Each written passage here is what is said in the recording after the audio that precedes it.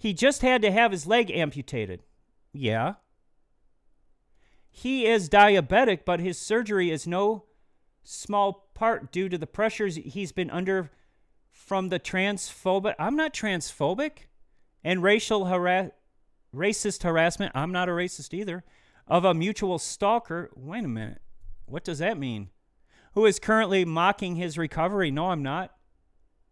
In the hospital. Quit lying. Does this sound like a person who's sick? You were the nuisance and we got rid of your behavior. Well, he just called me a nuisance and he got rid of my behavior. Well, I just got rid of your leg. How's that sound? Well, I just got rid of your leg. How's that sound? Is it fair? Are we even?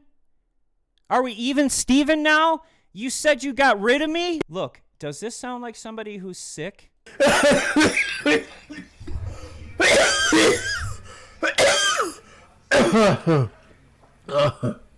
Does this sound like somebody who's sick? So here he is choking to death on trans, homophobic, gay pride dance remix